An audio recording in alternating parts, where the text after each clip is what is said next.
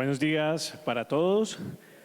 Damos la bienvenida al 9º encuentro de responsables y vigías del patrimonio cultural. En nombre de nuestra alcaldesa Jamie Villamil Buitrago, queremos decirles que este 28º Festival de Arte y Cultura Saquezasipa es de todos ustedes.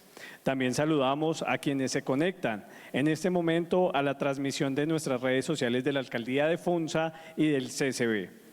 El municipio de Funza, a través del Centro Cultural Bacatá y el Área de Patrimonio Cultural, damos inicio hoy, 4 de septiembre, a este espacio, el cual para este año cuenta con la presencia de representantes de más de 25 municipios del departamento de Cundinamarca.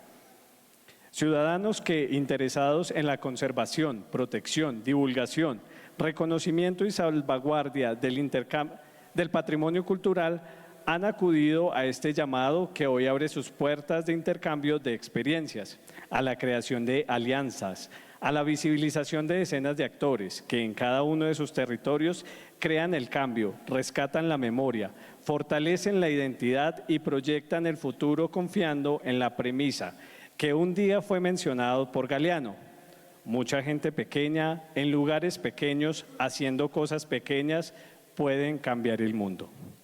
Los invitamos a ponerse de pie para entonar las notas del himno nacional de Colombia.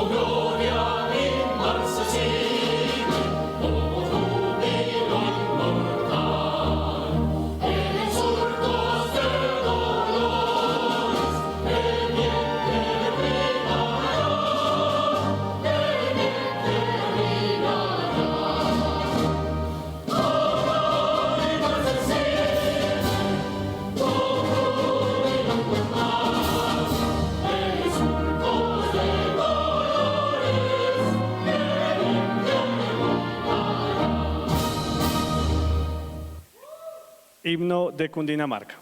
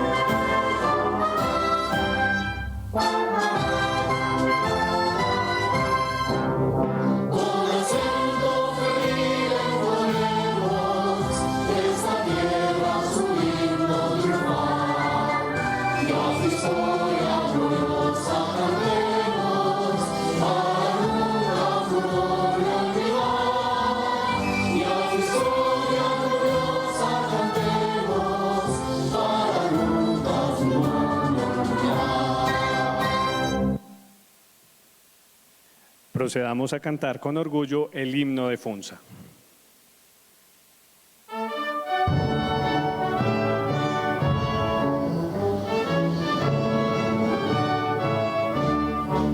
Saludo Funza de mis amores, rincón de flores primaveral, trabajadora y agricultora, encantadora villa imperial.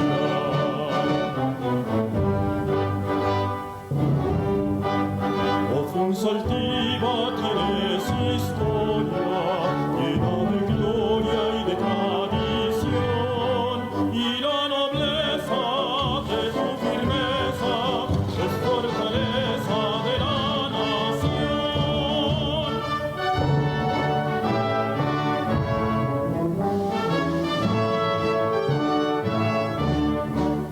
Saludo Funza de mis amores, rincón de flores primaveral, trabajadora y agricultora, encantadora villa imperial.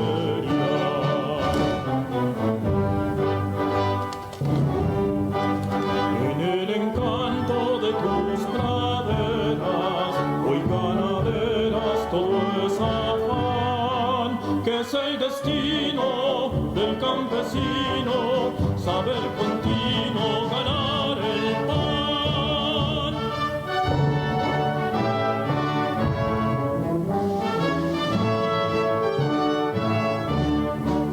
Saludo Funza de mis amores, rincón de flores primaveral, trabajadora y agricultora, encantadora villa imperial.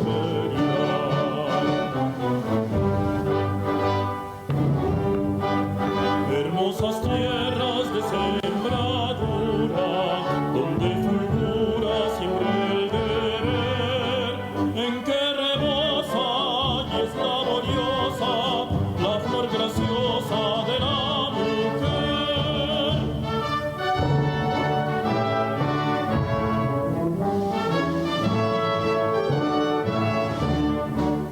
Saludo Funza de mis amores, rincón de flores primaveral, trabajadora y agricultora, encantadora villa imperial. Nos podemos sentar.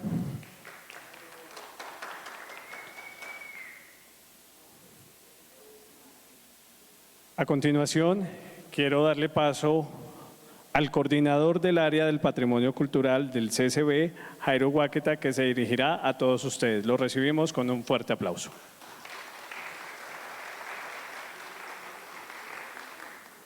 Muy buenos días para todos. Quiero extenderles el saludo desde la Administración Municipal, en cabeza de nuestra alcaldesa, la doctora Jamie Villamil, de nuestro director del Centro Cultural, Oscar Chunza. Agradecerles inmensamente por acudir a este llamado. Es para nosotros muy grato, como siempre cada año, poder ver caras conocidas, amigos que han venido trabajando por este tema del patrimonio desde hace mucho tiempo en su territorio, y nos es todavía mucho más grato ver caras nuevas. Es muy importante para nosotros saber que este tema va calando en nuestros territorios, que va tomando importancia, la importancia que debe tener el patrimonio cultural, obviamente como parte de nuestra identidad, de manera que pues agradecerles a todos por estar aquí en este espacio. Agradecerle también inmensamente al equipo de trabajo del área de patrimonio cultural de Funza. Para nosotros este es uno de los eventos más importantes en el año, donde podemos conocer y compartir experiencias, además de reencontrarnos nuevamente con todas las personas que tanto desde las administraciones como de los voluntariados de vigías vienen trabajando por el patrimonio cultural. Este año en nuestro 9º encuentro, nuestro lema Prácticas, Saberes y Territorios, enmarcado dentro del patrimonio cultural inmaterial, que es un componente fundamental, pero que además reconocemos es transversal a buena parte de nuestros municipios, nos une y nos reconoce como una gran región. Felicitarlos a todos también pues, por todo el trabajo que vienen haciendo en sus territorios, los grupos de vigías especialmente. Sabemos que desde las administraciones a veces este tema está quedado o no hay recursos o está patinando, pero estos voluntariados son fundamentales porque son los que permiten que se reconozca ese valor que tienen estos patrimonios en esos territorios. Esperamos que ustedes disfruten de este espacio donde puedan compartir y darnos a conocer esos trabajos y esas experiencias que han tenido en el marco de este ejercicio. Y pues decirles que vamos a tener 2 jornadas con una amplia agenda, va a ser un poco extensa, pero va a ser muy importante y sabemos que todos los temas que aquí se tratan son de vital importancia para fortalecer estos ejercicios que desde cada uno de esos territorios venimos adelantando. Simplemente es eso, agradecerles, darles la bienvenida. FUNSA siempre será un espacio de puertas abiertas para apoyarlos, para apoyar los procesos que hacemos. Queremos fortalecer este ejercicio del patrimonio ya no solo en el municipio, sino en todo el territorio, toda la región, para que este componente del patrimonio cultural tenga cada vez más el peso que debe tener dentro de nuestros municipios y nuestros territorios. Simplemente eso, agradecerles por ese espacio y espero que puedan disfrutar de estas 2 jornadas que hemos preparado para ustedes. Muchas gracias.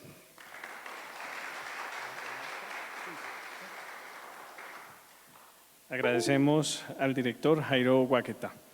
Le doy paso al director del Centro Cultural Bacatá, el maestro Óscar Chonza, quien también dará unas palabras. Lo recibimos con un fuerte aplauso.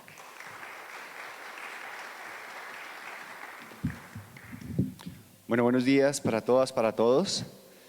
Como bien lo decía Jairito, bienvenidos y bienvenidas a FUNSA, un espacio que desde el trabajo que justamente Jairo y todo el equipo de patrimonio ha venido realizando, podemos dar cuenta de un ejercicio alrededor de nuestro patrimonio, alrededor de nuestra historia, alrededor de nuestra identidad.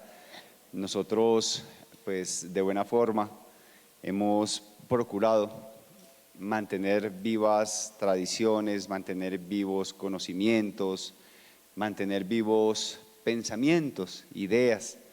Más allá de los objetos es mantener viva una identidad, como ya lo dije, eso que nos genera arraigo, y seguramente me estoy metiendo en terrenos y en términos que ustedes dominan muy bien, pero que para nosotros, más allá de ser un concepto, se nos convierten en un ejercicio cotidiano, o por lo menos eso es lo que hemos buscado desde el Centro Cultural. Poder contar con ustedes hoy aquí, más de 20 municipios juntos hablando de patrimonio, me parece muy importante en momentos en que justamente los intereses económicos, justamente la divulgación de información rápida, leve, falta de mucho soporte teórico, histórico y demás, está pululando y suele ser, es un factor de riesgo para nuestro patrimonio. Es muy bueno que nos juntemos, es muy bueno que estemos hablando, compartiendo, diciendo de lo que desde cada uno de nuestros territorios hacemos, cómo lo hacemos, de qué manera lo podemos mejorar. Me parece supremamente importante. La labor de un vigía, la labor de un voluntariado que mencionaba ahorita Jairo, me parece muy, muy, muy importante, porque es que el patrimonio es aquello de lo cual muchas veces como sociedad nos aferramos para poder continuar. En momentos como donde ideas que transitan nuestro hacer político son un tanto cuestionables, o por lo menos para ser miradas con mucho cuidado, como el hecho de pensarse una Bogotá región o cosas así por el estilo, donde los municipios, su identidad, su patrimonio pueden correr un alto riesgo. Es bueno que este tipo de encuentros se den justamente para que nos pensemos en qué estamos. Y no solamente que estemos, en qué estamos hacia atrás, es decir, qué nos queda, qué tenemos, de qué se constituye nuestro patrimonio, sino en algo que muchas veces le he dicho al equipo de patrimonio y se lo he manifestado a Jairo, es también en qué estamos con un patrimonio en prospectiva, es decir, nuestro patrimonio para qué hoy y para qué hacia el futuro. ¿Por qué? ¿Por qué debemos conservar este patrimonio? ¿Por qué es importante en este momento, pero por qué va a ser importante más adelante? Muchas gracias. Un saludo de parte de toda la comunidad funzana, en cabeza de nuestra alcaldesa, que pues permite una administración municipal desarrollar un evento grande como es nuestro Festival de Arte y Cultura Saquezasipa, y en el cual pues vinculamos varias actividades como estas que definitivamente enriquecen y fortalecen nuestro hacer cultural en el municipio y pues para toda la región. Muchas gracias y que sean estos 2 días de mucho crecimiento.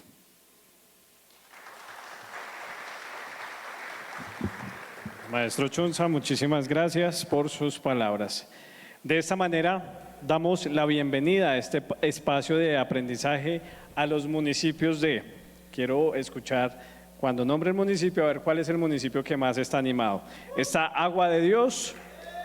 Muy bien, bienvenidos. Albán. Bien, Anapoima. Bienvenidos a Funza. Apulo.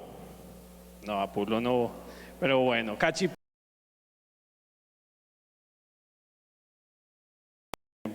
Chía, bienvenidos. Cota, Facatativá, Funza, Fusagasugá. Yo vi el bus, ¿no bajaron?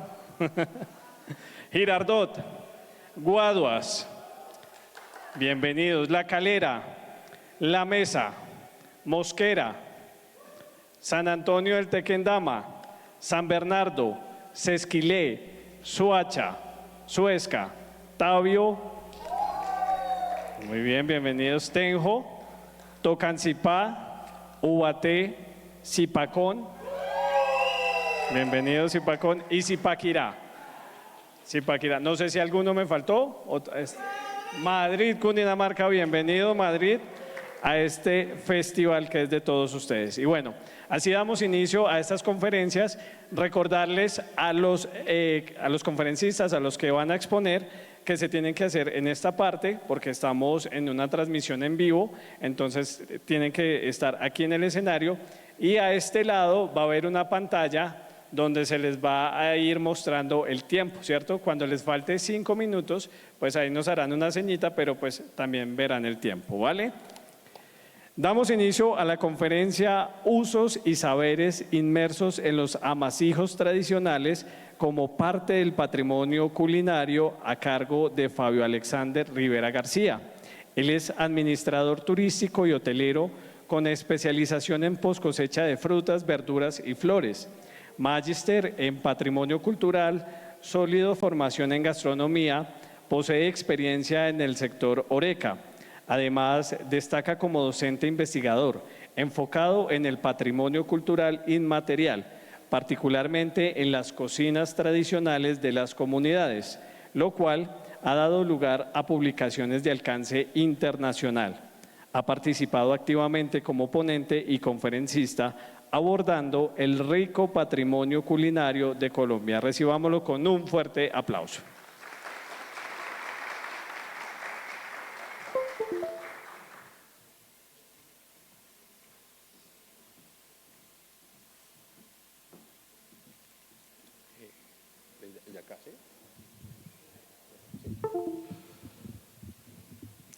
Bueno, para todas y para todos, muy buenos días. Un placer, un gusto acompañarlos en esta jornada tan especial, tan interesante, tan al lugar, buscando cada vez más generar estrategias de divulgación, visibilización, fortalecimiento de todos esos elementos que construyen nuestra herencia, nuestro patrimonio. Mi nombre es Fabio Alexander Rivera García, soy oriundo del departamento de Boyacá, más exactamente del municipio de Duitama, de donde tengo el orgullo de venir en este momento. Un viajecito un poco largo, denso, pero muy sabroso. Agradezco por la invitación, por esta oportunidad. Ya es la segunda oportunidad que me trae a este municipio para hablar de lo que nos gusta, el patrimonio cultural y más la comida. En el día de hoy hemos traído para ustedes una puesta en escena acerca de un tema muy importante para lo que es el patrimonio inmaterial. y todo lo que converge en torno a las cocinas tradicionales. Y es un elemento que está presente de norte a sur, de oriente a occidente, como lo son los amasijos. Han habido muchos estereotipos presentados alrededor de cuál es ese ícono representativo en torno a las cocinas tradicionales y populares que puede ser el que lleve la bandera en este país. Y se han dado mucho la pela. Desde el 2010, mucho tiempo antes de la formulación de la política pública de cocinas tradicionales, se dan la pela diciendo cuál es ese plato que nos puede identificar. Y se han mercantilizado productos y preparaciones como la bandeja paisa, como la mazamorra chiquita, como la chira, como la almojábana, como el sancocho. Y últimamente con un documental que vimos por ahí en HBO Max, la arepa.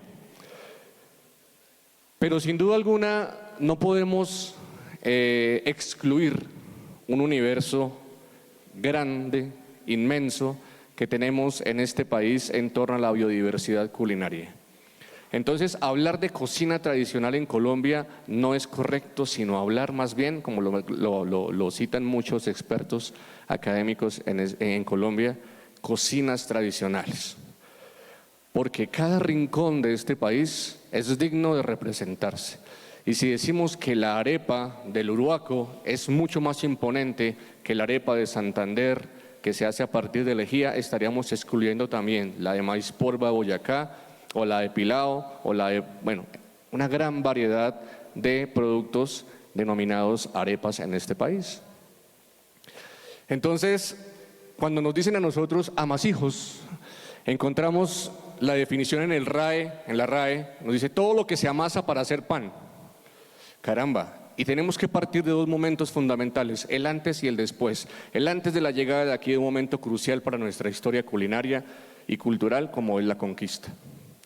¿Qué comían nuestros antepasados en torno a lo que llamamos nosotros amasijos? Seguramente que sí, que tienen algún tipo de acercamiento culinario gastronómico con productos derivados de la yuca, del maíz, de pronto del mijo, del sorgo. Pero lo que hoy por hoy nos representa como el principal producto de trabajo en las grandes panaderías o empresas panificadoras, tanto pequeñas como grandes de este país, es un cereal que no estuvo presente en la dieta indígena, es el trigo. Uno entra a una panadería y el gran porcentaje de productos hechos a partir de ese cereal es trigo, ¿sí?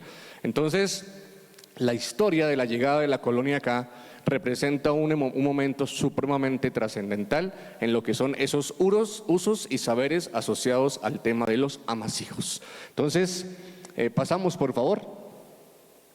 Y tenemos que hablar también en torno a todos esos movimientos que se tejen alrededor de las cocinas, en torno pues, o principalmente hablando de los amasijos, ¿sí? Todo lo que significa, cuando uno va a comerse una chira huilense, ¿qué significa el tema de la chira?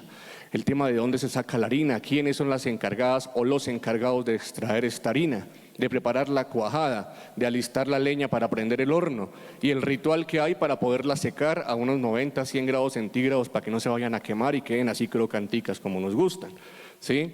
O un pan de bono bayuno, o un insulso, un envuelto o una arepa. Todas tienen una serie de prácticas que giran alrededor del producto como tal. Pasamos, por favor.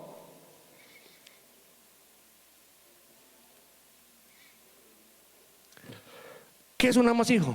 Cuando me dicen a mí, oiga, Fabio, dígame, ¿qué amasijo puede representar la idiosincrasia popular de los colombianos? ¿Ustedes qué creen? ¿La arepa? ¿La almojábana? ¿El pan? Para mí hay uno, humildemente pensando, hay uno que sin duda alguna representa una historia muy hermosa para lo que somos nosotros en el altiplano cundiboyacense en especial. La mogolla. Ese pan humilde, hecho de manos esclavas inicialmente. ¿Cómo se produce la mogolla inicialmente? Llegan acá las comunidades religiosas, por orden de los hispanos, entre ellas los jesuitas, y son quienes enseñan a la práctica de una serie de artesanías. Y entre esas artesanías está la construcción de hornos para la cocción de alimentos, está el trabajar el trigo para la fabricación del pan. Ojo, enseñan cómo acondicionar el pan, hay que remojarlo, hay que al otro día trabajarlo, molerlo, cernirlo en el sedazo, ese resultado trabajarlo en la artesa, homogenizarlo con algún lácteo o con alguna leche o con alguna mantequilla o huevos, qué sé yo, y hacer el pan. Y era un pan blanco que se destinaba para uso y consumo principalmente de los hacendados, españoles en su momento o de pronto americanos que tenían dinero, billete. Los esclavos, ¿qué hicieron? Se dijeron, bueno, nosotros no podemos desaprovechar tanto producto que queda después del resultado de la molienda del trigo para hacerle el pan a los blancos. Entonces cogieron ese afrecho resultante que se denomina posteriormente salvado, pero que su nombre original es mogollo o afrecho, ¿sí? Lo mezclan con un poco de la melaza que sacaban ¿de dónde? Pues de la caña de azúcar que sembraban, sacaban la miel y esa miel ayudaba para endulzar la masa. Y al momento de hacer la homogenización del producto con este trigo grueso, con este afrecho, con la melaza, quedaba un pan de color ¿qué? Cafecito. ¿Y cómo se le llamaba anteriormente a los cafecitos? El color mestizo, como la piel, de esa transculturación que hubo por el tema de la raza. Y si ustedes le preguntan a sus abuelas, no me dejarán mentir, en muchas regiones le llaman a la mogolla la mestiza, ¿sí? Por ese color que agarraba el amasijo posterior a su cocción. Entonces decimos cómo este pan que inicialmente pasó de manos de esclavos, de gente humilde, para ser alimento de ellos, sinónimo de pobreza, pasó a ser el mayor de consumo de las personas de alta alcurnia. Porque hoy en día uno va a las panaderías y lo que más se vende es la mogolla. Que porque tenemos el hito y el estigma de saber que no engorda. No, la mogolla no engorda, el que engorda es uno, ¿sí? Pero realmente la mogolla sí engorda, porque lo que no lleva en harina pura, lo lleva en mantequilla y lo lleva en azúcar, ¿sí? Para que ayude a quedar blanda el pan y si no va a quedar muy durito, ¿sí? Entonces, si a mí me preguntan que es incorrecto decir que es uno, porque sería excluir, vuelvo y le repito lo demás, para mí sería la mogolla como amasijo, como ese producto que pasó de ser de un uso, de un elemento necesario de, ojo, de gobernanza y seguridad alimentaria para una comunidad esclava indígena en su momento, a ser un alimento hoy por hoy que nos acompaña en nuestras mesas cotidianas. Pasamos, porfa. Momentos fundamentales de esta triada cultural que se dio a raíz del año de 1525 con la llegada de Rodrigo de Bastidas a la ciudad de Santa Marta en Colombia. ¿Cómo llegan los españoles acá? Y hay un momento de choque cultural. Lo que habían los indígenas, qué tenían, qué comían, qué hacían, versus lo que nos traen los españoles, pero que los españoles no venían solos, venían con una comarca también de esclavos procedente de África Occidental, ¿sí? Y que también traían sus costumbres, sus ingredientes, sus tradiciones, sus maneras de comportarse, ¿sí? Esta triada formó lo que hoy por hoy conocemos con nuestra gran biodiversidad y mestizaje. Siguiente, por favor. Comunidades ancestrales. Esta pintura es muy linda porque representa algo muy importante para nosotros, el entender el modo de vivencia de las comunidades indígenas, por lo menos en lo que respecta al altiplano cundiboyacense. En la parte posterior, montañas, selva, bosque, donde los indígenas lograban dominar su territorio, proteger a su gente y buscar alimento por medio de actividades como la caza y la recolección. Una parte central conformada por unas chozas, donde hay una choza central de mayor tamaño, donde vivía un ser elegido por ellos para que los gobernara, que era su gran cacique, ¿sí? Delante, la comunidad, las personas vestidas con ropas muy ceremoniales, ¿sí? De aspectos muy distintos a lo que es la cultura española. Dicen que la estatura promedio no superaba el 1,65 m, o sea, éramos generalmente una estatura promedio, ¿sí? Piel oscura, mulata, ojos rasgados, cabello oscuro, liso, ¿sí? De manos y pómulos prominentes. ¿Qué comíamos? Ahí tenemos algunos de los elementos que adornaban nuestra despensa. Tubérculos de páramo. Y aquí en tubérculos de páramo hay algo muy interesante. Si a ustedes les dicen un plato que represente a Boyacá, seguramente van a pensar en el cocido boyacense, ¿cierto? ¿Y qué elementos conforman el cocido boyacense? Las rúas, los nabos, ocubios, las chuguas, las civias, ¿cierto? La papa. Yo tuve la oportunidad de ser instructor del SENA hace algunos años, así ya ratico, y me tocó orientar o brindar formación en el Valle de Tensa de Boyacá, más exactamente en el municipio de Garagoa. Y estando en Garagoa, el día de la clausura, me dijeron, profe, lo invitamos a un piquete que vamos a hacer cocido boyacense para clausurar el curso. Yo no era muy amigo de los cuyos, pero dije, pues bueno, vamos rico, pues rico compartir con ustedes, vamos a la clausura que hay cocido boyacense. Era una casa de campo, hace calorcito. Cuando me sirven a mí mi bandeja, porque eso sí, altiplano cundiboyacense, la mesa es sinónimo de generosidad y de buen gusto. Esa vaina sirve en grande, o sea, como si no hubiese un Mayana. Sí, eso sirven, que sirven. Me sacan una bandejota grande donde aparecía malanga, ojo, yacón, guatila, baluyes o chachafrutos, que también le llaman, plátano verde, mazorca y un pedazo de gallina. Y yo, espere. Hasta ahora estoy tratando de asimilar el cuyo y me salen con guatila. Espere, ¿qué es esto? Ese es nuestro cocido boyacense. Ay, ¿y dónde están las rúas, los nados, las civias? No, profesor, es que queremos darle un mensaje a usted. Y me lo dijo una persona campesina, del que uno creería que no recibe mucho conocimiento, pero que tienen un conocimiento brutal. Me dice, el cocido boyacense es un plato que se ha mercantilizado para favorecer más y desfavorecer menos a otras regiones. El cocido boyacense es una obediencia a nuestro sistema de soberanía alimentaria, porque el cocido boyacense no es más sino la representación de lo que la huerta nos da a nosotros. Y si la huerta aquí de Garagoa, Somondoco, Chibor, Santa María no nos da nabos, no nos da rúas, no nos da ibia, sino nos da malanga, yacón y nos da guatila, pues eso es lo que le ponemos a nuestro cocido. Entonces ahí entendí que el cocido boyacense es un plato estereotipado, igual que la bandeja paisa en su momento, ¿sí? De comprender cómo los campesinos le ponen en una bandeja a la hora de un puntal o de un mutal a los obreros lo que la huerta les provee, porque muchos de los obreros trabajaban no por dinero. ¿Recuerdan hace algunos años? Los obreros trabajaban era por comida, y por eso era responsabilidad de la mujer mantener comida para el obrero. El hombre la acompañaba a trabajar, pero la mujer tenía que suministrarles, y sobre todo el puntal, que era tan importante. Hoy en día nos afrancesamos y nos americanizamos en el tema de conceptos, porque hoy en día no se llama el puntal. Hoy en día tú le preguntas a alguien de la nueva era y te dice, ¿qué hay de brunch? ¿Sí? ¿Qué hay de brunch? Que es esa mezcla de breakfast con lunch, ¿sí? Lo más estereotipado que teníamos era el tema de las medias nueves, pero hoy en día le dicen el brunch, ¿sí? Y es porque la comida para las comunidades es un sistema de gobernanza también, ¿sí?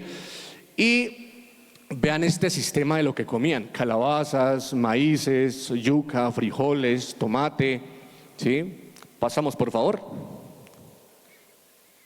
Elementos como estos: la yuca, considerado el pan de América por encima del maíz, del cual hacían productos que hoy por hoy se mantienen en algunas comunidades, denominado el casabe, las arepas de almidón de yuca. El maíz, con las arepas de tantas y mil diversidades que hay por hoy, pero gracias a la mixtura de culturas. Pero seguramente en la llegada, en el momento de los indígenas, hablábamos de arepas directamente obtenidas de la mazorca, del maíz, ¿sí? Pasamos, por favor. Españoles. Eso también tiene algo particular. Primero, la manera de vestir. Segundo, si ustedes ven, aparte de la bandera de dominio español, traen unas asas arriba en forma de cruz, porque una de las finalidades de los españoles al llegar acá a tierras nuevas era también el adoctrinamiento a la religión católica, ¿sí? Yo, por ejemplo, me puse a analizar en muchas ocasiones las capillas doctrineras que hay acá en esta región, sobre todo aquí en el altiplano, que se conservan muy bonitas. Y uno dice, oiga, ¿por qué carambas hay tanta cosa dorada? Bueno, de pronto por el oro, pero en forma de sol. ¿Por qué la custodia tiene forma de sol? ¿Por qué la hostia tiene forma de luna? ¿Por qué la Virgen la paran pisando la luna y las estrellas, o las estrellas encima? Seguramente tiene alguna connotación que nos dice cómo los españoles, por medio de las comunidades religiosas, usaron signos o instrumentos bien recibidos por los indígenas para adoctrinamiento católico. Ellos adoran el sol, efectivamente, venga, el sol que usted ve allá se metió aquí en la iglesia, venga, adórelo. Por eso seguramente los ponían a las 5 de la mañana allá arrodillados, postrados frente al atrio de la capilla, donde está oscuro y cuando comienza a salir el sol, pues el sol bota sus rayos, ilumina el interior del templo y entonces le dice, venga, el sol se metió allá, entre y adórelo, ¿sí? Y esos altares grandes con cosas doradas en forma de sol, ¿sí? Y como también pintan el diablo en sinónimo de maldad para decirle, hey, venga, esas cosas que hace así, esos rituales, le gustan a ese señor, al diablo, ¿sí? Y a punta de muchos elementos que hoy en día nos suenan como un poco ilógicos, esa razón llevó a nuestro adoctrinamiento, o por las buenas o por las malas. ¿Han ido a Sáchica? Si no han ido, vayan y vean la piedra del castigo que está enfrente de la capilla doctrinera, que era donde amarraban a los indígenas que se rehusaban a adorar a la cruz y los azotaban hasta que pudieran adorarla, para entender a las malas cómo era el significado católico para ellos, ¿sí? Pero bueno, venían también a extraer el tema del oro y estas cosas. Oye, ¿quiénes de ustedes aquí han tenido la oportunidad de estar en España? Levánteme la mano. Y cuando se pararon enfrente del Palacio de los Reyes, ¿qué sintieron? Yo sentí rabia, yo no sé ustedes. Yo sentí rabia, para Dios. Yo me paré al frente del Palacio Real y dije, oiga, ¿esto fue lo que hicieron con nuestro orito? Y que a uno ni lo determinan en España, ¿no? Uno piensa que es como aquí en Colombia. Aquí en Colombia llega el extranjero y, buenos días, ¿cómo está? Bienvenido para servirle. Mire, que no sé qué, eso lo ponemos, lo colocamos. Pero uno va a otro país y pasa muy desapercibido, ¿sí? Entonces, cuando tuvimos la oportunidad de estar allá en Madrid, dijimos, carajo, esto da rabia, ¿sí? Da rabia. Porque mucha de esta riqueza que está en esta península ibérica fue traída de nuestro territorio, ¿sí? Pero no todo fue malo. Pasemos, por favor. Elementos que contribuyeron mucho a nuestra formación hoy por hoy. Primero, traen cereales como el trigo, la cebada y la avena. Traen elementos para trabajarlo como el molino, esas dos piedras unidas en el cual los granos entran y empieza uno a trillar. El sedazo hecho con la crin del caballo, los pelitos del caballo y un poco de madera para poder cernir las harinas. El horno hecho en elementos muy rudimentarios como tamo, que es estiércol de burro, ladrillo crudo para que aguante temperaturas que ahora lo llaman refractario y en formas así de bóvedas para que el calor circule y cocine parejo. El fuelle, que es ese elemento que se atribuye mucho a los españoles como uno de sus mejores inventos para generar fuego, porque sopla de manera natural. ¿Alguna vez ustedes leyeron o han visto la película también, porque estaba la película en Señal Colombia, Cóndores no mueren todos los días, creo que se llama? ¿Sí? ¿Se acuerdan de León María Lozano? León María Lozano sufría de asma, ¿sí? Y lo pintan que el inhalador de León María Lozano, ese conservador, era un fuelle y se iba para el antejardín o para allá para el patio, el solar y para darse airecito, ¿no? Entonces el fuelle es un elemento importante para avivar el fuego y lo traen los españoles. Lo mismo que la artesa, ¿sí? Diminutivo de artesanía, elemento hecho con las manos para trabajar con las manos. Y si ustedes voltean la artesa, da como la forma de lo que es la parte de la nave central de los templos doctrineros, de las capillas, de las iglesias. Es porque también es sinónimo de amasado, de moldeado. Entonces, el español iba a moldear al indígena para llevarlo a la religión católica, ¿sí? Pasamos, por favor. Nos traen la vaquita. No teníamos vaquitas. Y de la vaquita, pues obviamente sus derivados, su carne, sus embutidos, su leche y sus derivados lácteos, como la crema, los quesos, la mantequilla, el yogur, el kumis, etc. Pasamos, por favor. Los esclavos, los africanos, venían con una función principal: trabajar para los hispanos, en un elemento que les daba muchísima ganancia, los cañaverales, la caña de azúcar, ¿sí? Oiga, aquí en el país hay dos sitios fundamentalmente donde hay ingenios de caña. ¿En qué zona se siembra más caña aquí en el país? En el Valle del Cauca y aquí en el centro del país, en donde las zonas de Cundinamarca, de Boyacá y algo de Santander, ¿sí? Pero si uno apunta a mirar al Valle del Cauca, ¿qué hacen de la caña de azúcar? Pues azúcar, ¿sí? Pero si uno apunta aquí a Boyacá, Santander y Cundinamarca, ¿qué hacen de la caña de azúcar? Panela. Oiga, eso no es viejo, eso es nuevo. Y me puse a revisar las leyes del porqué Y resulta y pasa que tanto la caña de azúcar sembrada en el valle como la caña de azúcar sembrada en el interior eran productos que se buscaban para la obtención de mieles, y esas mieles eran destinadas para la producción de licores, ¿sí? Y muchos de esos licores eran licores fermentados, en especial el caso de la super gran chicha, ¿sí? El guarapo y la chicha, ¿sí? Con la muerte de Gaitán, en 1948, se emite una ley, la ley de la venta, producción y comercialización de la chicha, de bebidas fermentadas de tipo artesanal, ¿sí? Y esa ley, mejor dicho, la adaptan los ingenios de caña, le dicen, nos toca reinventarnos, porque no podemos seguir haciendo miel para los que producen chicha, porque ya no hacen chicha. Entonces, ¿qué tenemos que hacer? Reinventarnos. ¿Y cómo se reinventa el ingenio caucano y empiezan a hacer azúcar? ¿Y cómo se reinventa el ingenio de caña del centro y comienzan a hacer panela? Oiga, yo no sabía que eso era así tan joven. Yo me imaginaba que eso era de sécula seculorum. No, eso es muy reciente, ¿sí? Industria licorera de Moniquirá, de Boyacá. Industria licorera de Boyacá, que está en Moniquirá, que está abandonada. Hay un tanque grande con un montón de miel. ¿Y esa miel qué? No, esa era proveniente del valle.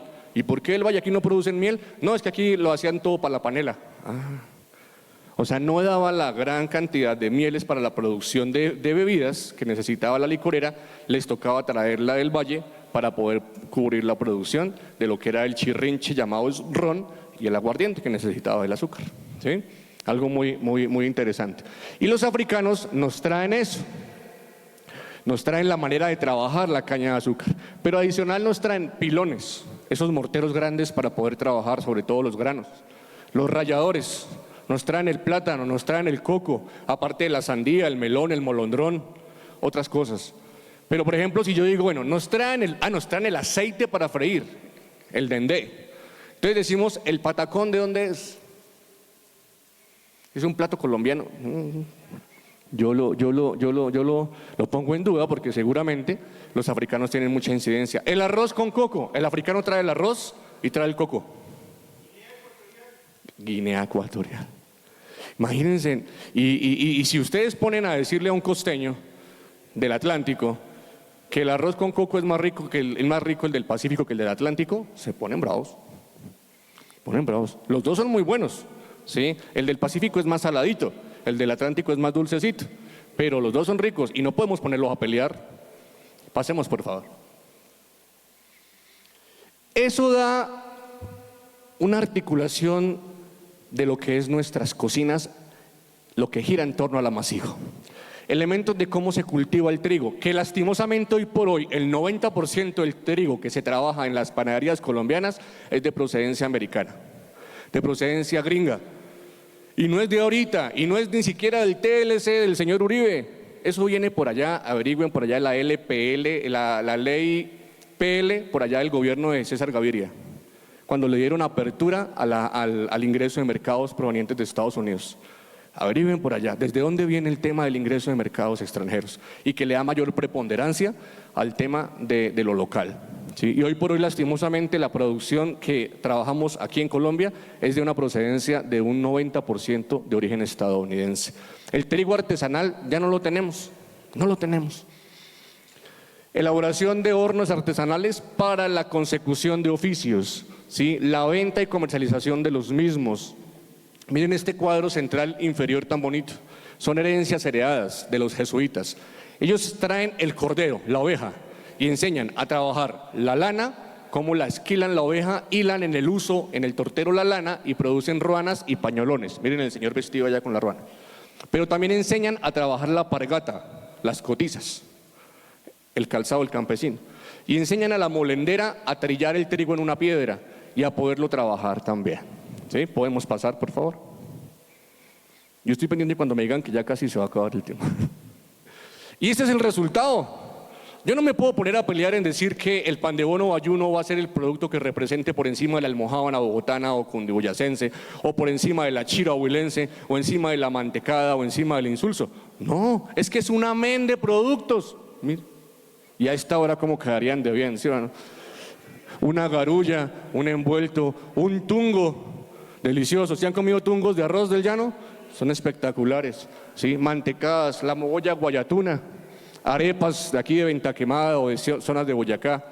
¿Sí? ¿Qué tienen la particularidad de las arepas? Por ejemplo, la arepa costeña, el uruaco, la arepa huevo, es hecha con un tipo de maíz. El maíz que se comen los pollos, el maíz pilao, muy humilde, lo dejan en remojo, al otro día lo cocinan, lo muelen y eso da una textura que se infla cuando se frita. Cuando se fríe a fritura profunda, eso me sopla la arepita y me deja rellenarla con huevo, con carne, con guiso, ¿sí? Delicioso, pero es de maíz pilao. El antioqueño con su arepa de maíz que viene a veces con el pollo asado, ay, eso no sabe a nada, no sabe a nada, póngale mantequillita, sal, quesito, hogado, frijolitos, eso es delicioso. Y es maíz trillado o maíz peto.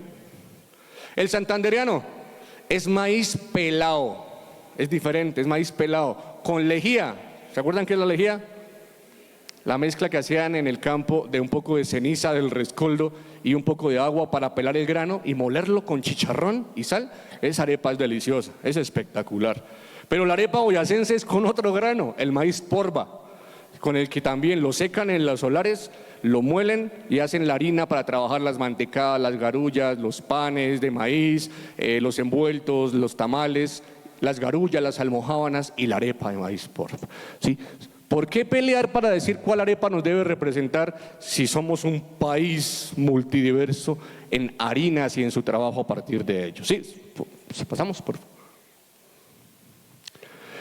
El Ministerio de Cultura cita en uno de sus tomos de la Biblioteca Básica de Cocinas Tradicionales el amasijo. ¿Qué nos dice? Son alimentos preparados en un horno de adobe, lo cual no es cierto porque también se hacen en hornos. El patrimonio, recuerden que es dinámico, que avanza de acuerdo a las necesidades del contexto. Se hacen a base de harinas, eso sí, constituyen un bocado de lujo que se prepara especialmente para ser vendido por las calles y en las tiendas y ventas. Ojo a esto que no estoy de acuerdo, los amasijos no forman parte de la alimentación diaria. ¿Ustedes creen que no? Sí, los amasijos están presentes en todo momento, ¿sí? Vamos a tomarnos un tintico, uy, pero solo, no, échele alma, no, échele un pan más bien, ¿sí? Está presente en todo momento, ¿sí? ¿Quiénes estudiaron en doble jornada en el colegio, mañana y tarde? ¿No recuerdan ese episodio tipo 4 de la tarde, salir del colegio con un aguacero en estos fríos y llegar uno empapado a la casa y que la reciba la mamá con una aguapanela? ¿Por qué es aguapanela?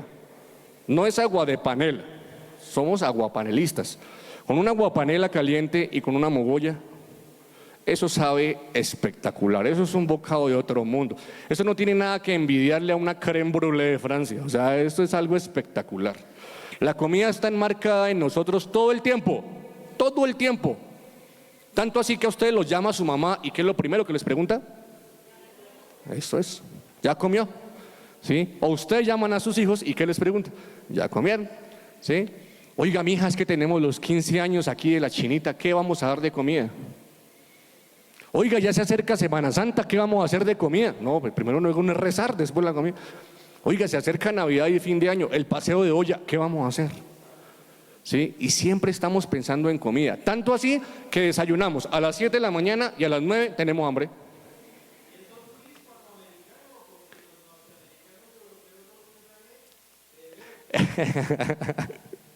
La bebida es otro elemento fundamental para nosotros, tan fundamental que está presente en las fiestas populares que giran en torno a lo divino. Porque fiesta divina que se respete en un pueblo honora a la Virgen del Carmen. Todavía se está celebrando, ¿sí? La Virgen del Carmen, la Santísima Trinidad, el Divino Niño, siempre está presente la bebida, la comida, la música y las vísperas. Un elemento que gira en torno a la festividad divina, y es como lo divino se une con lo mundano para formar nuestra cultura, y eso es muy bacano, ¿sí? Sigamos, por favor. Pasemos, es otro de los conceptos que aparecen. Pasamos también, por favor. Ok, manifestaciones que se asocian a los utensilios. Técnicas de cocción. ¿Quién le enseñó a nuestros antepasados de cómo prender un horno? Oiga, para prender un horno de leña se necesita muchísimo tiempo de antelación. Eso no es como prender un horno a gas que usted lo prende, lo deja precalentar a 180 grados, 12, 15 minutos y ya está listo. No, para prender un horno de leña con fines de producción de amasijos, se debe prender mínimo unas 5 horas antes. Apilan los montones de leña, los acomodan muy bien. Al otro día madrugan y empiezan a prender. Eso se demora como 2 horas en quemarse todo. Después de ahí comienzan a barrer. Y aparecen utensilios, escobas hechas a partir de mirto. Esa matica de mirto que la usan especialmente para barrer los hornos, no sé por qué, pero produce un aroma muy chévere, muy indescriptible. Empiezan a barrer el horno para empezar a meter los productos. Y yo no puedo meter cualquier producto de primeras, no. En una panadería tradicional que usan horno de leña, lo primero que se hornea es la mogolla, porque es la que necesita más calor. Lo último son las almojábanas, porque necesita menos calor. ¿Quién les enseñó eso? No sabemos. Son técnicas empleadas que se aprendieron a partir de usos y saberes por herencia. Sistemas de producción que obedecen a su territorio, a su comunidad. Hay territorios que aún obtienen sus propios insumos de lo que les provee el medio. Tienen sus leches, sus vacas, ordeñan, sacan su leche, cuajan esa leche, producen su queso o su cuajada, la otra parte de la leche la descreman para obtener la mantequilla para trabajar su amasijo. Tienen sus gallinas, sus galpones, sacan sus huevos para poder trabajar su amasijo. Oiga, y estos productos uno de la ciudad va a comprarlos y se les hace caro. ¿Cuánto vale ese pan? 2.000 pesitos. ¿2.000 pesos? Pero si allá son a 500, pues, así. ¿Sí? Y muchas veces cuestionamos sin saber lo que hay detrás de ese elemento. ¿Sí? Utensilios, la camita del pan. Oiga, eso tan bonito que se ve allá como con un mantelito azul, se ven los pancitos. Es una estera, básicamente es una estera, hecha con palitos así de guava o de bambú, donde ponen un trapito, ponen pancitos y le ponen encima otro trapito más, con el fin de que el pan se duerma, descanse y ¡pum!, crezca. Es un cuarto de crecimiento, pero a lo antiguo. Miren el sedazo, miren la piedra de moler, miren la artesa. ¿Sí? ¿Podemos pasar, por favor? Miren este poquito de productos que me logré acordar. Solamente el altiplano cundiboyacense. ¿Sí? Almojábanas, pan de maíz, mantecadas, envueltos de mazorca, tungos, envueltos de mantecada, mogolla, chicharronas, panes, torteros, pitufos de la abuela, pan de leche, pan de agua, calado, hallacas, tamales, empanadas, arepas de maíz pelado, de peto, liudas, de maíz polva con cuajada, de trigo, arepuelas, caricecas al horno, empanadas sanpedranas, galletas de nata, colaciones, lenguas, arepas, huivas, garullas, galletas de maíz, panderos, pan de yucas, tortas de oyama, buñuelos, ¡ay!, zarapas, plumeros, tetudos, besos de novia, tortas de cuajada, tortas de plátano, palitroques, galletas de sagú, lenguas, mojicones, cucas, mogollas, guayatunas, repollas, empedrados, regañonas. Seguro me faltaron ahí muchos, pero fíjense la cantidad de amasijos que tenemos. ¿Sí? Son muchísimos y son muy buenos todos. Son muy buenos todos. ¿Sí? Entonces, el mensaje también es para que empecemos a recapitular este tema y empecemos también a consignarlo, a generar documentos. Oiga, qué bueno que en FUNSA salió este documento que soporta este tema de las cocinas tradicionales locales, que está muy bonito, ya lo voy a revisar bien. Y hay una parte de amasijos donde tenemos una gran cantidad, porque no es solamente pan de yuca ni almojábanas, tenemos muchototes. ¿Sí? Seguimos, por favor. El oficio tiene muy presentes riesgos y amenazas y carece de elementos que nos ayuden a mitigarlos, ¿sí? Pero es compromiso de todos. Riesgos y amenazas que están presentes, no solamente en las cocinas, están presentes en el patrimonio cultural, tanto material como inmaterial.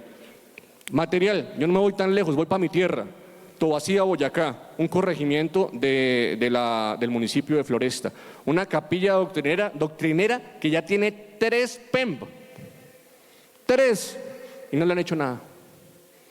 3 PEMP. ¿Cuánto cuesta hacerle al municipio o al estado hacer un PEMP para un bien de interés cultural? Mucha plata, y ya tiene 3 y no le han hecho nada. Entonces, así como le pasa a la capilla de Tobacía, seguramente van a tener muchísimos ustedes elementos de patrimonio material que están ahí y que tienen riesgos. Y el patrimonio inmaterial sí que los tiene. Tenemos afectaciones en la salud y pérdida en la transmisión del oficio. La gente se enferma, se muere de muchas cosas. Amasijos, el humo, la emanación por el humo causado por los hornos, por la leña, ¿sí? Las temperaturas, los cambios de temperatura tan exagerados. Problemas de convivencia y exclusión social a sabedores. Es que el que tiene la panadería en el casco urbano del pueblo prende su horno, produce la mogollita muy rica, pero me genera tizne y hollín. Entonces ese tizne y hollín me mancha la ropa, me mancha los tejas, me ensucia mi casa, entonces toca sacarlos del pueblo y han sido excluidos. Competencia desleal en el oficio. Lo dice, por ejemplo, el maestro Carlos Humberto Higuera Payanés. No podemos medir con la misma vara a un artesano que a un industrial. Es muy berraco. Dificultad en la obtención de materia prima por los diferentes elementos que pasan hoy en día. Cambio de climas, aumento de precios, pérdida de tradiciones, a lo sumo también. Oiga, esto de la imposición normativa nacional. Por un lado saca leyes de protección, pero por otro lado se contradice. En el artículo 65 de la Constitución Política de Colombia dice que el Estado defenderá al campesino y a todas las actividades generadas a partir del agro que satisfagan sus necesidades de alimentación. La Constitución lo dice. Pero por otro lado está el INVIMA, el 3075, el 3168, están las entidades reguladoras del Ministerio de Salud, que al artesano culinario viven ahí. Ey, venga, no puede trabajar con esa vaina de madera, que porque eso es transmisión de enfermedades. Que no puede estar así, que porque eso. Que toca que barrir, que toca que. Por Dios. Firavitoa, Boyacá, una señora hizo su actividad comercial en su casa, una viejita, 90 años, me perdonan por decir así, 90 años la abuela, y todavía se mantiene en pie haciendo sus productos. Le tocó con material falso, es PVC, ponerle a su techo PVC, dividir las paredes de su casa en PVC, forrar la puerta del horno en acero inoxidable. Ella dijo, un día que la visité ya hace tal vez unos 3, 4 años, dijo doña Herminia, dijo, ya no sé dónde vivo, porque me pierdo en mi propia casa, porque hay tantos laberintos para coger para otros lados que me pierdo, ¿sí? ¿Cómo le van a alterar un oficio que ha mantenido por tantos años y que hacen parte de su accionar cotidiano, de su familia, de su vivencia? En algún momento, yo soy profesor de gastronomía de la UPTC, y para mí sí que es duro, porque llegan los de salud a decirme, es que las tablas, es que los cuchillos, es que las juntas, es que las no sé qué. Yo digo, oiga, hagamos un debate. Yo lo quiero sentar a usted y a los de cultura. Llegamos a un debate y hablamos un rato. No han querido ir. No han querido ir porque el mismo gobierno nacional, han pasado muchos gobiernos y no han podido centralizarse a hablar un mismo idioma. Entre ellos se contradicen. Porque claro, cada uno busca beneficio personal. Y si yo soy ingeniero químico, ingeniero de alimentos, que estoy trabajando para el INVIMA, pues me toca ganarme mi sueldito a partir de la imposición normativa de lo que dice la norma, ¿sí? Pero el que está en cultura también defiende lo suyo, ¿sí? Entonces es un tema bastante complicado en el tema de imposición y contradicción normativa. Pasamos, por favor. Tanto así que lo tengo en un solo filmina. Protección versus afectación. ¿A quiénes? A la comunidad sabedora desde el Estado colombiano. ¿Y saben por qué? Porque las leyes no se hacen con la comunidad. Qué tristeza.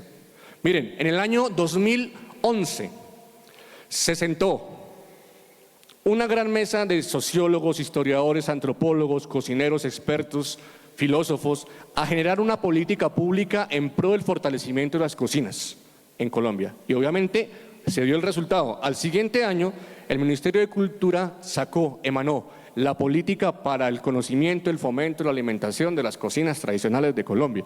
Cierto que es nuestro alma mater en el tema de política pública hoy para cocinas. Una de ellas, una antropóloga antioqueña, Juana Camacho, participó en la mesa redactora y construcción de esa política. Y un añito después, redactó un artículo muy bonito que se llama ¿Cómo se cocina una política express? Si quieren, léanlo, está en línea. Ella lo redacta ¿de qué manera? Diciendo cómo nos tocó por cumplir participar en algo que no se tuvo en cuenta al campesino ni a la comunidad sabedora, y que lo que hicimos fue tener mucha detracción, imposición y afectación en vez de lograr defender, ¿sí? Ella misma cuestiona su propia colaboración para la participación de esa política, ¿sí? Es grandísimo. O sea, en la misma política de oficios artesanales que salió en el 2015, vuelven a afectar a las cocinas. O sea, por un lado las defienden, pero por otro lado las atacan. Entonces es complicado. Pasamos, por favor.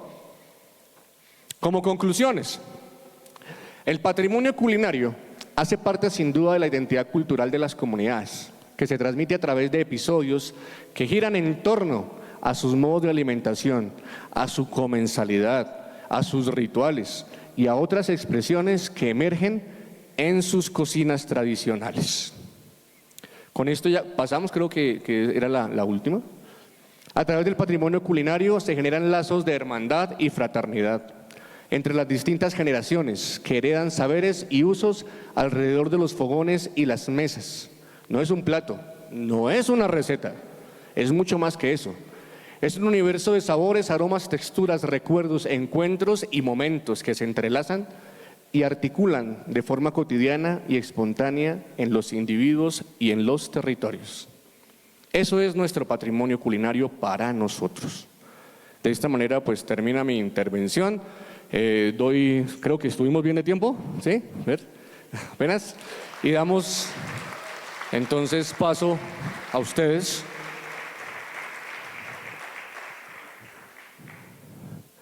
¿Hay un espacio de preguntas? ¿Sí?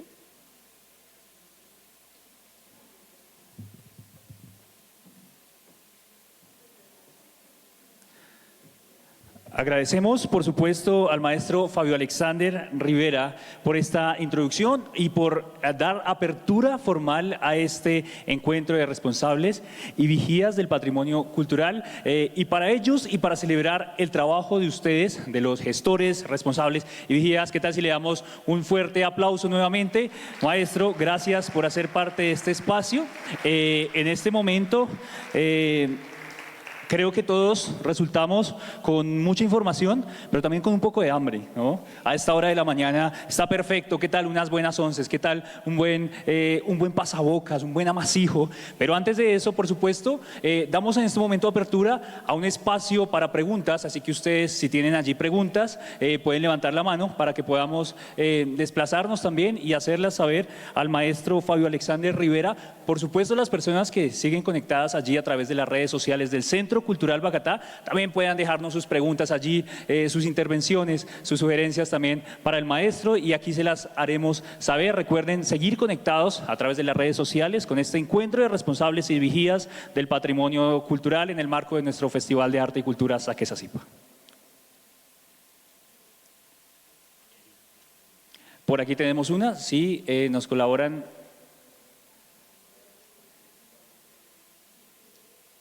Ya estamos alistando para el micrófono para que ustedes puedan hacer sus preguntas. Por supuesto, nuevamente agradecer a los más de 20 municipios que nos acompañan en este espacio, que hacen presencia aquí en nuestro auditorio del Biblioparque Marqués de San Jorge y que han acudido a esta cita, a este encuentro que propone el área de patrimonio cultural de FUNSA. A ustedes, gracias por hacer parte de este espacio, gracias por aportar al discurso del patrimonio cultural en el departamento y en Colombia.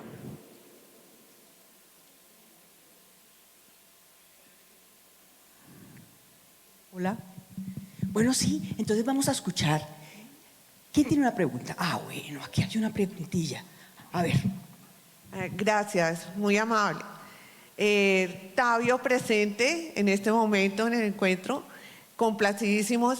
Maestro, quisiéramos saber si en esa política pública de cocinas y saberes hay algún medio que no solo las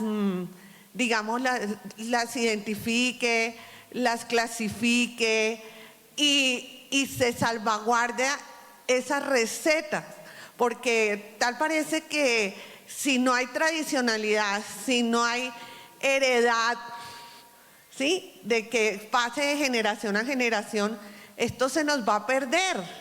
Ya no hay personas que hagan el amasijo, por decir, en el oriente de Cundinamarca, el pan de sagú, en el Huila las achiras que se han comercializado tanto. Entonces, que si hay alguna forma de hacer como un inventario, digámoslo así, que salvaguarde esas recetas para que no se pierda esa tradicionalidad y esa identidad gastronómica de toda nuestra cultura gastronómica nacional, que es muy amplia y diversa. Entonces, esa es la pregunta. Gracias. Muchísimas gracias. Tabio, Cundinamarca es muy bonito. Allá, mi esposa no tiene muy buenos recuerdos de Tabio. ¿Por qué? Porque es que resulta que yo era religioso. Yo fui religioso. Y en algún momento me retiré, la conocí a ella, y hubo una comunidad religiosa que se me acercó a hacerme un proceso de discernimiento vocacional. La comunidad franciscano capuchino. ¿Sí? Y ellos me hicieron ir a Tabio. Y entonces yo venía de Duitama y ese día me le escapé. Éramos novios, me le escapé y dije, no, es que tengo que ir a hacer una vueltita. Y ya cuando venía de camino a Tabio le conté la verdad. Es que pasa esto y de pronto me pica nuevamente la varita por el tema religioso y me voy. Entonces estuve en Tabio, fue para conocer Tabio ya hace muchos años, pero ese es el recuerdo que tenemos de Tabio. Dentro, a la hora de la pregunta, hay recomendaciones desde la misma política, pero lastimosamente no hay ningún plan de acción dentro de la política. La política nos dice cómo a partir de los elementos que confluyen alrededor de los platos populares en las distintas comunidades se pueden generar alternativas, pero es trabajo de los mismos organismos internos de control, hablemoslo así, alcaldías, departamentales en cabeza de la gobernación, vigías del patrimonio, consejos de cultura, establecer herramientas o mecanismos que ayuden a esa salvaguardia. Entonces, ahí es donde uno encuentra peros. Dice, ¿dónde están los custodios o custodias o portadores o portadoras de saberes? ¿Dónde están? Somos nosotros mismos, los ciudadanos de este país, que queremos a una región, que nos sentimos identificados, los encargados en no dejar, primero, que nuestra cultura se termine, en no perder nuestra identidad, que no nos dé pena decir que estamos muy honrados de saber que tenemos una gran variedad de jugos de fruta fresca versus Francia, España, Portugal, Sudáfrica con la producción vinícola. Nosotros también tenemos, pero es fruta. Ellos tienen quesos madurados, nosotros no. Tenemos uno semimaduro, que es el queso semimaduro con denominación de origen Paipa. Pero nosotros también tenemos quesos muy frescos y muy deliciosos, muy sabrosos, que no tienen nada que envidiarle al resto. Es trabajo nuestro establecer acciones para la salvaguardia de ello. Generar documentos también es tarea nuestra, pero es un trabajo que se debe hacer mancomunadamente. En las mesas del Estado representadas a nivel municipal, departamental o nacional, se deben establecer convocatorias que ayudan a fortalecer ese tipo de acciones. Creo que hay convocatorias también a nivel nacional de estímulos que apoyan una serie de situaciones en torno al patrimonio cultural inmaterial. Entonces hay que empezar por eso, porque para hacer nosotros acciones necesitamos lastimosamente recursos. Y esos recursos debemos alonarnos de buena manera, gestionarlos a partir del Estado. Yo los invito para que ustedes como vigías del patrimonio, como miembros consejeros, si hay consejo de cultura acá en este territorio, si les gusta el tema del patrimonio, se asocien, generen una mesa sectorial que trabaje en torno única y exclusivamente a las cocinas locales, cocinas tradicionales, y a partir de ahí construyan ideas, construyan herramientas de cómo pueden ustedes hacer una, si no lo saben hacer, aquí hay expertos. Por ejemplo, yo tengo que reconocerlo, yo no sé mucho de gestión cultural. Cada vez que tengo que hacer algo de gestión cultural, yo llamo a un gran amigo mío, el maestro Jairo Huaqueta, que usted lo tiene acá en Funza, y él es el que me ayuda a guiar, oiga, esto es así, esto es así, esto es así. ¿Sí? Ustedes tienen un gran capital humano, un gran talento humano acá en esta región para poder gestionar proyectos culturales donde puedan traer recursos para fortalecer esas situaciones, ¿sí? Y que ojalá salieran documentos de aquí del mismo municipio, de la misma región, que digan, oiga, este es el patrimonio inmaterial asociado a los amasijos de Cundinamarca. Esto es, y es un producto de la gobernación, pero hecho con la comunidad. No solamente ir a tomar fotos, poner una receta y ya está. No, es un trabajo hecho con la comunidad. Sí, es lo que yo podría decirte. Ok, vale. Creo que tú también tenías una por acá y otra preguntita. Bueno, vamos a ver. ¿De dónde vienen? Buenos días, venimos de Chía. Muchas gracias. Bueno, mi intención va más que todo al tema de, en vez de hacer esos festivales gastronómicos que invitan a crepes, a McDonald's, a carne Andrés Carne Res.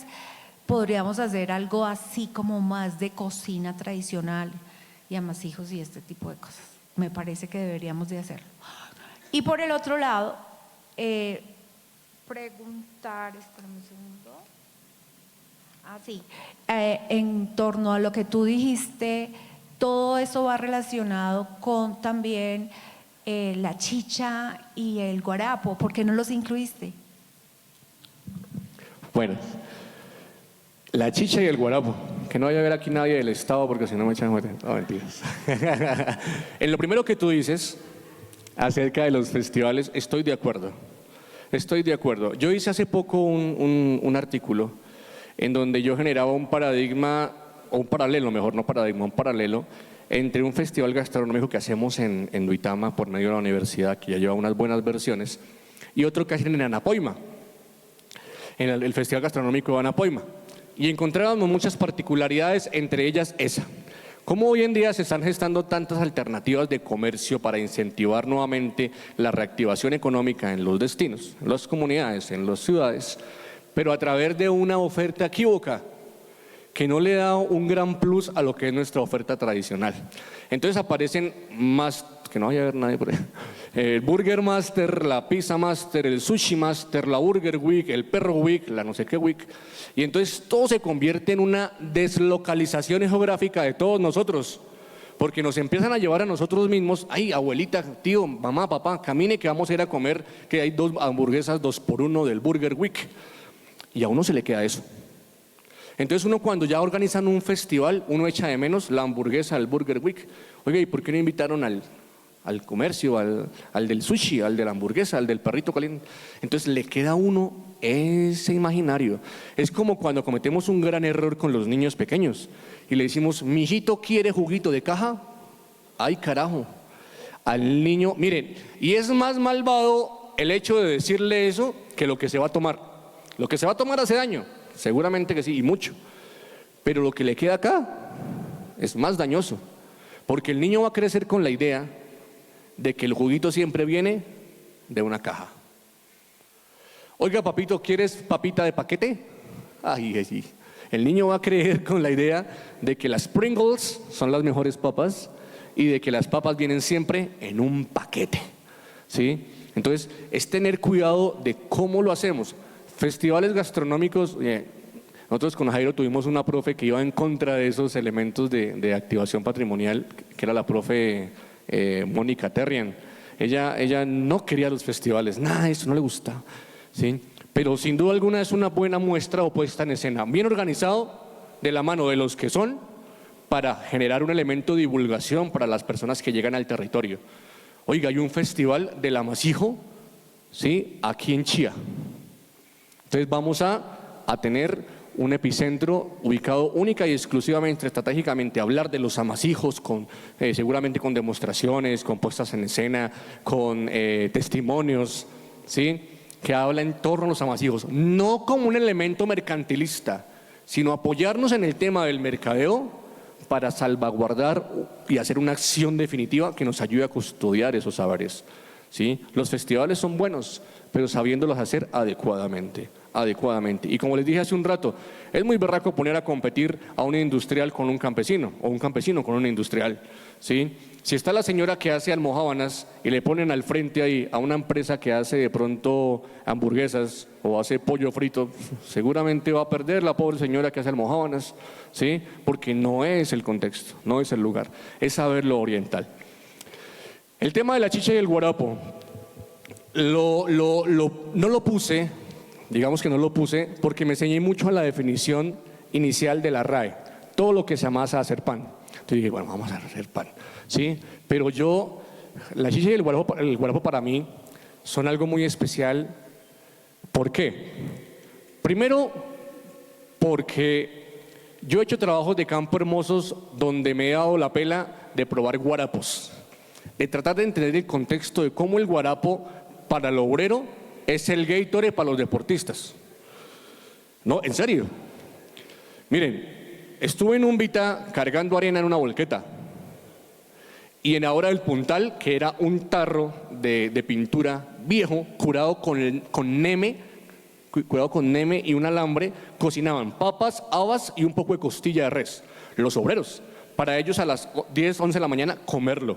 ¿Y con qué lo bajaban? Con guarapo. Entonces yo quería guarapo. Entonces sacan de una pimpina que no era la más aséptica.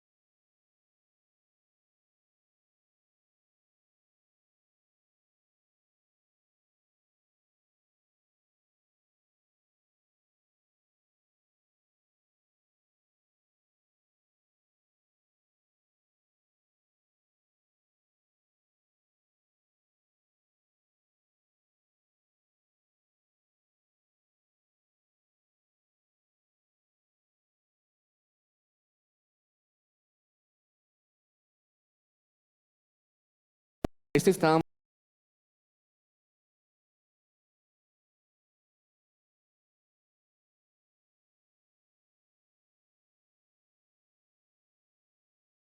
entonces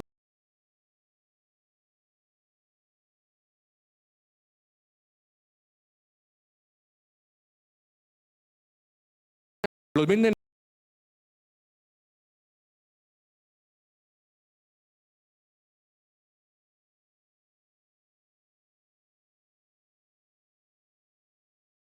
vale una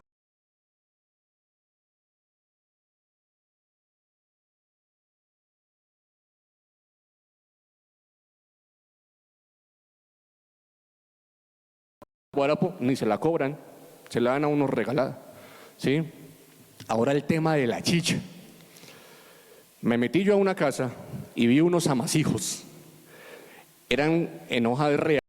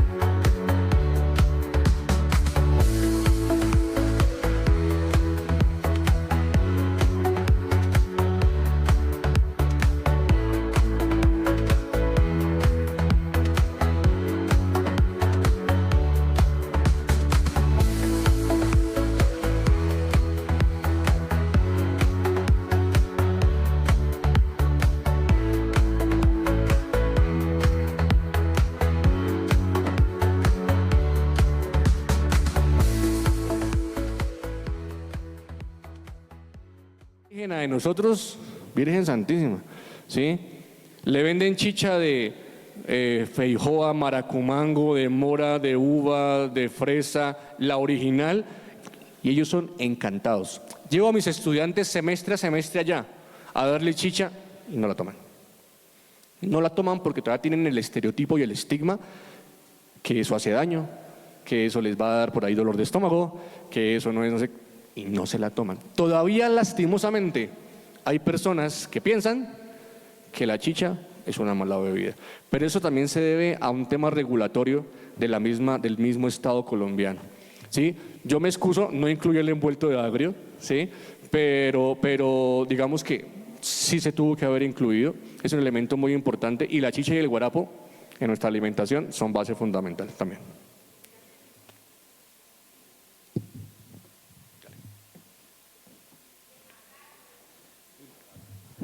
Maestro Fabio Alexander Rivera García, agradecemos desde el área de Patrimonio Cultural del Centro Cultural Bacatá, orgullosos y agradecidos de tenerlo en este espacio. Maestro, gracias. Seguramente son muchas cosas por conversar, seguramente nos falta mucho tema y tela por cortar, dirían ustedes también desde el área de Patrimonio Cultural.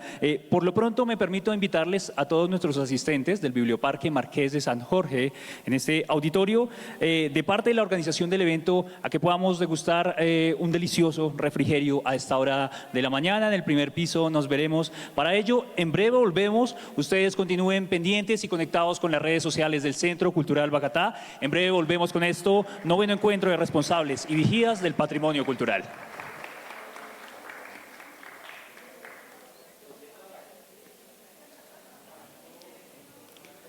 Maestro. Muchísimas gracias.